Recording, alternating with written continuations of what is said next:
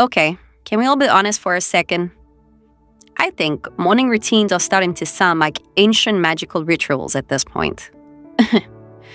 Everywhere you look online, somebody is waking up at 4:37 a.m., drinking glowing green liquid out of a glass bottle, journaling beside a candle, meditating on a mountain, running 12 kilometers, taking an ice bath, reading 7 books, and somehow, still arriving at work looking emotionally stable. How do they do it? Well, I have no idea. Meanwhile, normal people are waking up 30 minutes before they need to leave the house, staring at the ceiling like a confused potato, and trying to remember whether they brushed their teeth already. Yeah, that sounds like me, to be honest. And honestly, I think most of us are somewhere in the middle. Welcome back to Life Quest Learning. My name is Emily, and on this channel, we talk about life, habits, emotions, society, and real human experiences, while helping you learn English naturally through storytelling and conversation. So, instead of studying English in a stressful classroom environment, you improve your listening, vocabulary, pronunciation, and understanding by listening to real discussions that sound natural and human. Throughout this episode, I'll also pause sometimes to explain certain English words, phrases, and expressions so you can understand how native speakers actually use them in daily life. So today, we're talking about morning routines. Do they really change your life? Will waking up at 5 a.m. suddenly transform you into a millionaire athlete? Do you actually need 8 cups of water every day? And why does every productivity influencer somehow look like they haven't experienced stress since 2014? Let's talk about it. I think social media has made people feel guilty for being human, especially in the morning. You wake up tired, and before your brain even fully starts working, your phone shows you a video titled, "Millionaire Morning Routine That Changed My Life." And suddenly, you're lying there at 8 a.m., feeling like you've already failed at life because somebody in another country already ran 10 kilometers and thanked the universe for oxygen. And listen, I'm not saying healthy habits are bad. Of course not. Having structure, sleeping properly, exercising, drinking water, and taking care of yourself genuinely matters and is very important. However, I also think people romanticize routines so much that they forget one very important thing.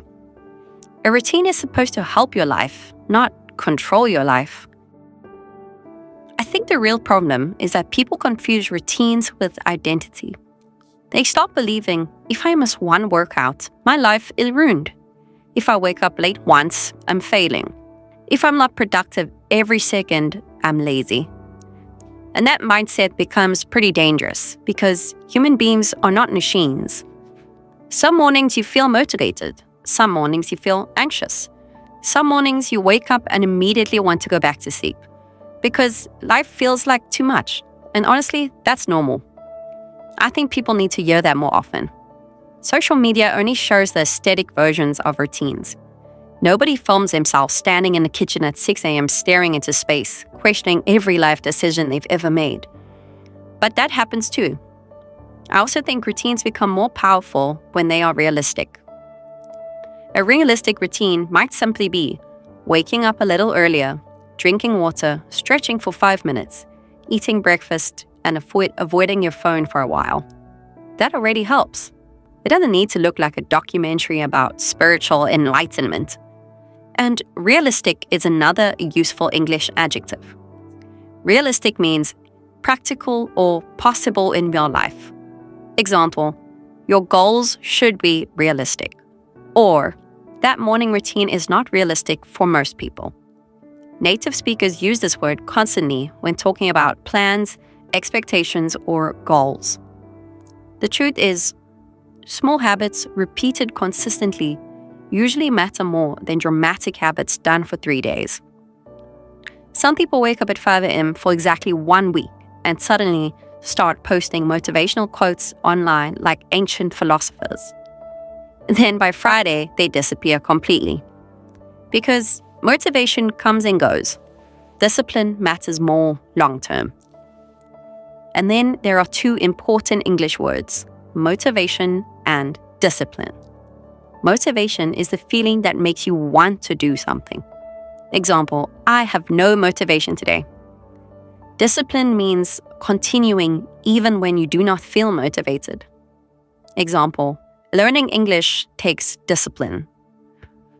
Honestly, I think people underestimate how much small routines shape your future every time.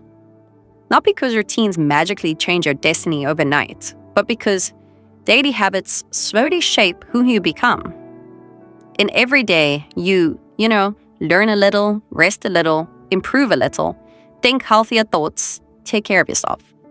Your future slowly changes too. Not dramatically, not instantly, but gradually. And gradually is such a beautiful English word. It means slowly over time. Example, she gradually became more confident. Or your English will gradually improve. That's actually very important to remember if you are learning English right now. If you're learning English right now, fluency does not happen overnight. Sometimes progress feels invisible at first. But every conversation, every sentence, every podcast episode you listen to is helping your brain understand the language more naturally. Even now, while we're casually talking about life and routines, your listening skills are improving. And that's the beauty of learning through conversation. I think people focus too much on perfect mornings and not enough on peaceful mornings. And there's a difference. A perfect morning is usually impossible. A peaceful morning is more realistic. And that sentence contains a very useful English word, the word control. Control can be both a noun and a verb. As a verb, to control something means to manage or influence it. Example, do not let stress control your life. As a noun, she lost control of the situation. Native speakers use this word constantly, especially when talking about emotions, habits, routines, or difficult situations. Personally, I've always found the 5 a.m. debate fascinating because people online talk about waking up at 5 a.m. like it unlocks hidden powers. You need to wake up before everybody else. Winners wake up at 5. The morning is where success begins. Meanwhile, some people wake up at 5 a.m. and just sit on the edge of their bed, looking emotionally attacked by existence. Yeah, sounds about right. Because waking up early only works if you're actually sleeping enough. If somebody sleeps for 4 hours and wakes up at 5 a.m. every day, congratulations, you are not becoming powerful. You are just becoming exhausted. And exhausted is another useful English word. Exhausted is an adjective.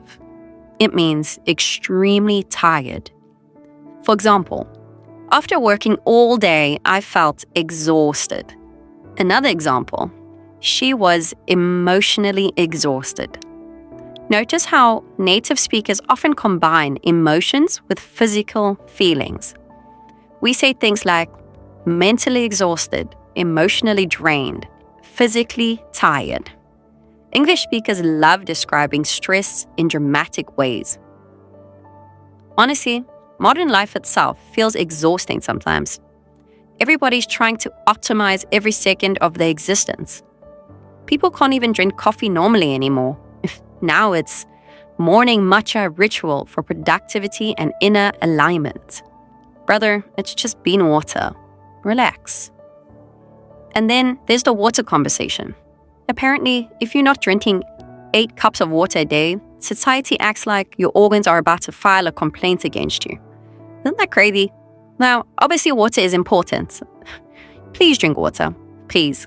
I'm not encouraging people to survive on iced coffee and determination. But I also think people panic too much online. You know, somebody drinks one less bottle of water and suddenly TikTok comments look like, "You're literally dying." Human beings survive thousands of years without carrying giant emotional support water bottles everywhere. Again, healthy habits matter, but I think balance matters too. And balance is a very important English noun. Balance means stability between different things. Example, work-life balance is important. Or, you need balance in your routine. You can also use balanced as an adjective. She has a balanced lifestyle. That means her lifestyle is healthy and stable overall. Because the way you begin your morning often affects the emotional tone of your entire day. If your day begins with panic, stress, comparison, and pressure, your mind carries that energy forward. But if your morning begins calmly, your entire day often feels more manageable. And manageable is another excellent English adjective. Manageable means something feels controllable or not too difficult. Example, the workload feels manageable today. Or, my stress feels more manageable after resting. Before we end today's episode, I want to say something important. Please do not compare your life to heavily edited internet routines. Some people naturally enjoy waking up early. Some people work night shifts. Some people are students. Some people are parents. Some people are struggling mentally. And some people are simply trying their best to survive modern life. There is no single perfect routine for everybody. The best routine is the one that genuinely improves your life realistically and constantly. Not the one that looks impressive online. So tomorrow morning, instead of asking, how can I become perfect?